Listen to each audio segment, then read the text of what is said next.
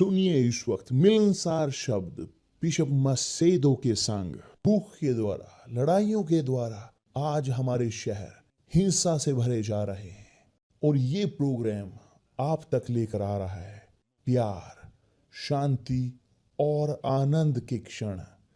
एक ऐसा प्रोग्राम जिसको तैयार किया गया है बेहद ख्याल रखते हुए आपके हृदय के लिए।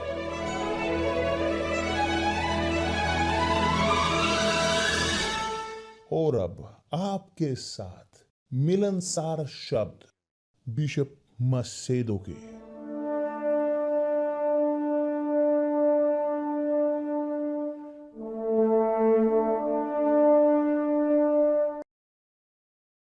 नमस्कार मेरे प्रिय दोस्तों, परमेश्वर आपका भला करे प्रभु यीशु मसीह के नाम से।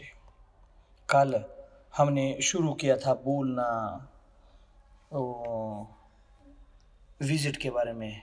जो धार्मिक यहूदी जो निकोदेमुस था वो यीशु तक पहुंचा, और दिलचस्प है कि किस प्रकार प्रभु यीशु की परमेश्वर की कैसे प्रभु यीशु ट्रीट करते हैं ना, कि जब उन तक वो व्यक्ति पहुंचा, जब निकोदेमुस उन तक पहुंचा, उसने कहा कि रब्बी हम जानते हैं कि तू परमेश्वर की ओर से गुरु होकर आ रहा है, क्योंकि कोई इन चिन्हों को जो तू दिखाता है यदि परमेश्वर उसके साथ ना हो तो नहीं दिखा सकता। कि दूसरे शब्दों में वह उसे बड़ाई करते हुए वह आया, आभार व्यक्त करते हुए वह आया कि जैसे संसार आता है, संसार ये करता है, आता है बड़ाई करता हुआ।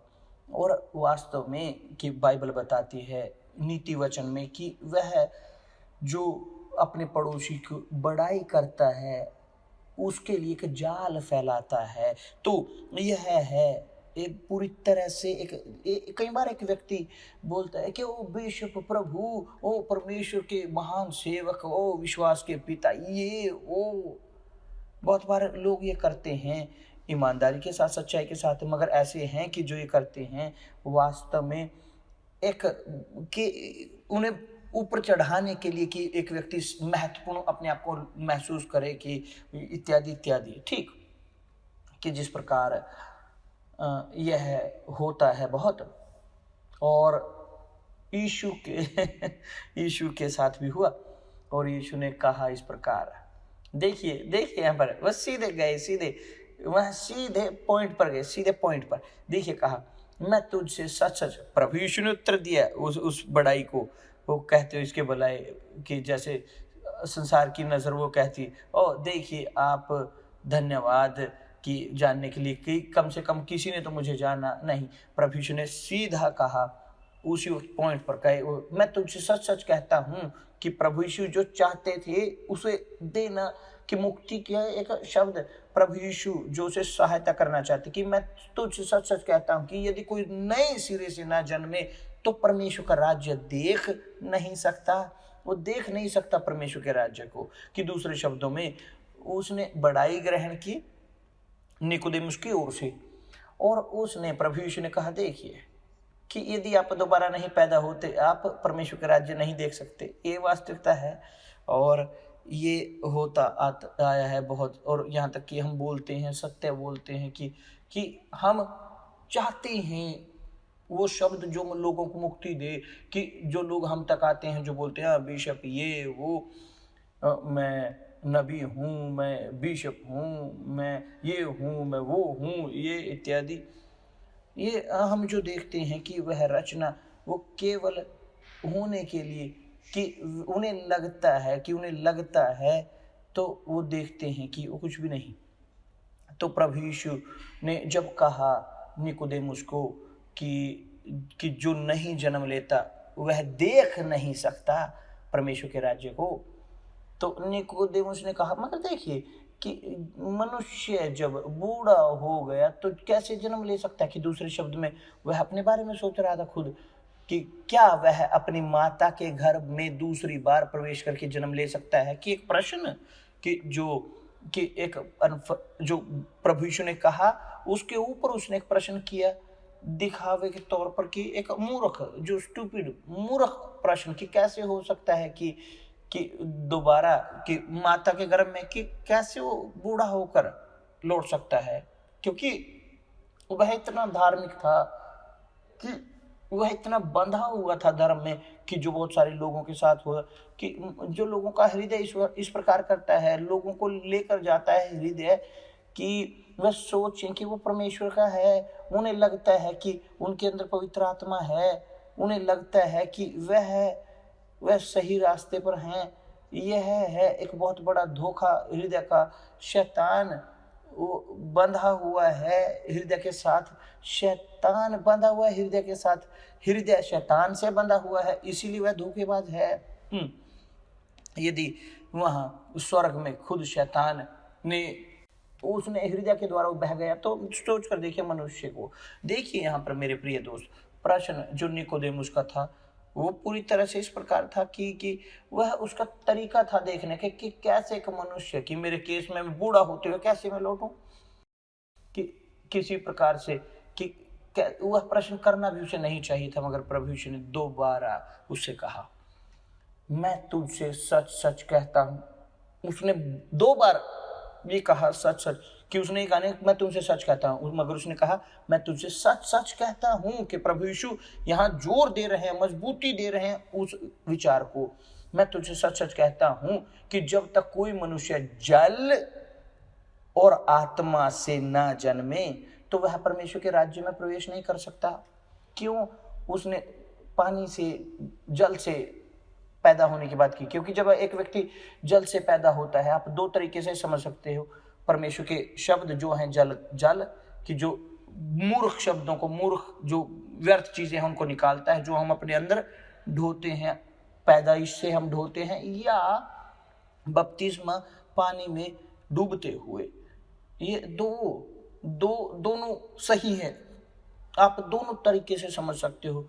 जल से पैदा होना और आत्मा से। पहला कि शब्द जो है आत्मा जो हमें धोते हैं, पवित्र आत्मा जो आती है और हमें बनाती है, हमें झरने में परिवर्तित करती है। मगर पानी की जो यहाँ पर दिखाई पड़ता है इस केस में परमेश्वर के शब्द के, वह दूर करते हैं विचारों को जो व्यर्थ हैं और वो रखते हैं विचारों को परमेश्वर के। तो हमें सोचने की जरूरत है कि जैसे परमेश्वर से मैं पैदा हूं, आपको उस प्रकार सोचने की जरूरत है जैसे परमेश्वर। आपको यदि परमेश्वर नहीं आप सोचते, यदि परमेश्वर आप धर्म के अनुसार, आपकी चर्च, आपके डिनोमिनेशन के अनुसार, आपके पास्ट के अनुसार आप सोचते हो, तो आप खोए हुए हो। आपको सोचने की जरूरत है जैसे परमेश्वर सोचते हैं। आपको स्थापित करने की जरूरत है अपनी जिंदगी को परमेश्वर के शब्दों के अनुसार, ना कि मेरे शब्दों के अनुसार। मैं एक पास्टर हूं, मैं एक सेवक हूं परमेश्वर का, मगर मैं भी गलती करता हूं, मैं भी आदमी हूं, मैं भी गलतियों के अधीन हूं। तो आप स्थापित नहीं कर सकते अपनी जिंदगी उदाहरण के तौर पर मेरे विचारों पर। आपको स्थापित करने की जिंदगी अपने विश्वास को, जो है आपकी आत्मा, अपनी जिंदगी को जो निर्भर करती है आपके विश्वास पर, आपकी आत्मा निर्भर करती है आपके विश्वास पर। तो आपको स्थापित करने की जरूरत है परमेश्वर के शब्दों पर, ना कि आदमी के शब्दों पर। और बहुत बार बहुत लोग डॉक्ट्रिन के कारण और बहुत आइडियाज के कारण और इस प्रकार की जो सिस्टम धार्मिक है जो खत्म कर देता है आदमी के मोक्ष को, खत्म करता है कि नरक की ओर जाते हो और उसके बाद कोई रास्ता नहीं बचता। प्रभु यीशु ने कहा है, मैं तुझसे सच सच कहता हूं, जब तक कोई मनुष्य जल, उदाहरण के तौर पर बपतिस्मा, पानी में बपतिस्मा, वो ये नहीं है कि एक प्रश्न कि मैं बपतिस्मा लूंगा तो मैं बचाव में होगा, नहीं, ये इस प्रकार नहीं है। बपतिस्मा उसके बाद एक वादे की ओर लेकर जाता है कि जो ग्रहण करता है परमेश्वर के साथ, वो बोलते हैं नहीं, मैं और इस जिंदगी को नहीं चाहता, पाप की मैं नहीं चाहता, अपने आप को भ्रष्ट करना मैं नहीं करना चाहता, ये मैं करता आया हूँ, मेरे अंदर वेश्यावृत्ति इत्यादि, मैं नहीं चाहता इस प्रकार गलत की जिंदगी जीना, मैं मरना चाहता हूँ संसार के लिए। जब वह ये निर्णय लेते हैं और बपतिस्मे की ओर जाते हैं, तब जी हाँ, यह बपतिस्मा ये वैलिड है, क्योंकि वो मर चुके हैं संसार के लिए, संसार के विचारों के लिए। और अब वो दफनाए जाना चाहते हैं बपतिस्मे के द्वारा, कि दूसरे शब्दों में दफनाया जाना, पानी में दफनाया जाना है। दफनाया जाना हमारी प्राचीन प्रवृत्ति का तो जब एक व्यक्ति बपतिस्मा ग्रहण करता है, वह खड़े होते हैं पानी से और उन्हें जीने की जरूरत है जिंदगी के नएपन में। वो नहीं कि मैंने बपतिस्मा लिया है और मैं जारी रखूं पाप में। यदि वो पाप में बने रहते हैं, बपतिस्मा नहीं हुआ। यदि वो पाप करते हैं, कि दूसरे शब्दों में कि वास्तव में कि वे नहीं मरे संसार के लिए, वो जीवित हैं, तो उसका बपतिस्मा का कोई लाभ नहीं। मुझे याद है कि मेरी नासमझी में मैं बहुत बार बपतिस्मे की ओर गया, मैं लेकर गया, मैं बहुत बार पानी में बपतिस्मा ले, यदि लगभग याद ना हो 4 बार। मेरे अंदर जानकारी नहीं थी, मैं नहीं जानता था, सोच कि मेरे अंदर समझ नहीं था, किसी ने मुझे सिखाया नहीं, तो मैं बपतिस्मा लेता रहा ताकि मैं अपने आप को शुद्ध कर सकूं, इस प्रकार बोलते हैं। मगर इसका कोई लाभ नहीं, ये शुद्धिकरण के लिए नहीं, मगर ये दफनाए जाने के लिए। क्षमा चाहता हूं। तो कि कैसे पानी में बपतिस्मा होता है।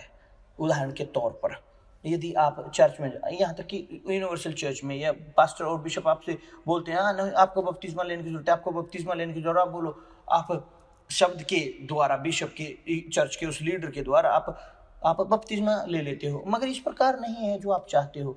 आप बपतिस्मा लेते हो क्योंकि आपका हृदय, चलिए चलिए चलिए बपतिस्मा, इस समस्या को समाधान कीजिए। तो बपतिस्मा लेना आसान है, बपतिस्मा आसान है।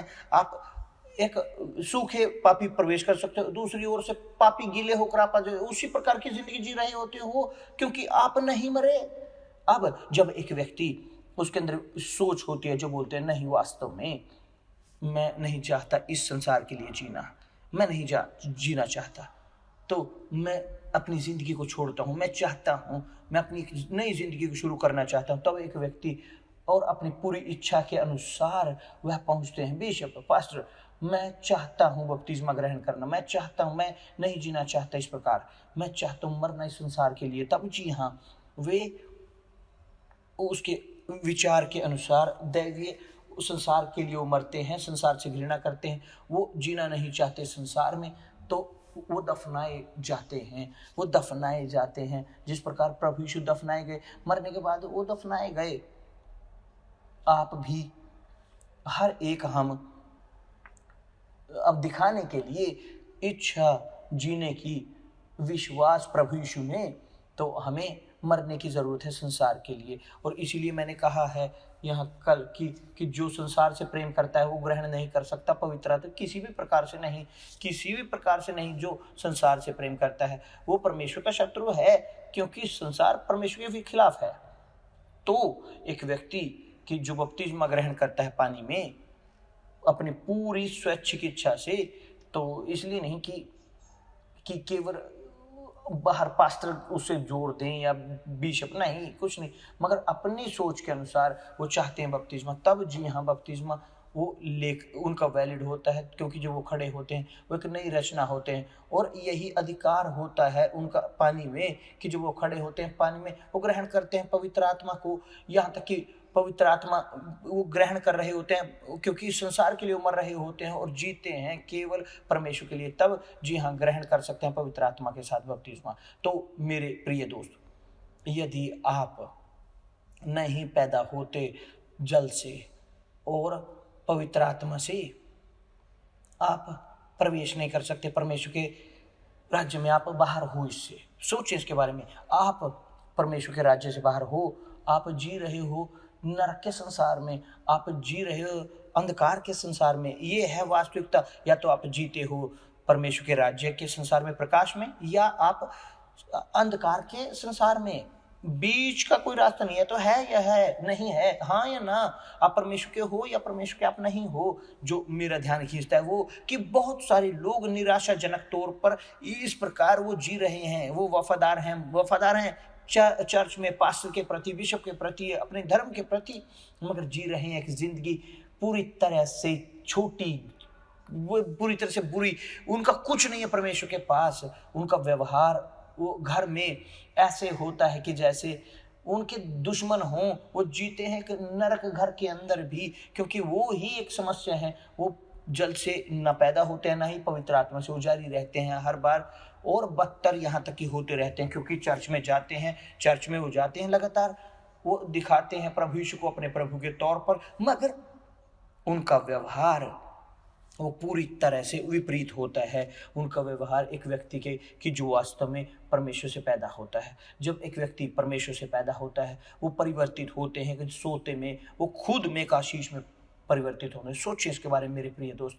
मैं ये बोलता हूँ, आलोचना ABC या किसी की नहीं, कि कोई भी चाहे हो, मैं ये इसलिए बोल रहा हूँ कि जो प्रभु यीशु ने यहाँ पर सिखाया है कि मैं तुमसे सच सच कहता हूँ कि जब तक कोई मनुष्य जल और आत्मा से न जन्मे तो वह परमेश्वर के राज्य में प्रवेश नहीं कर सकता।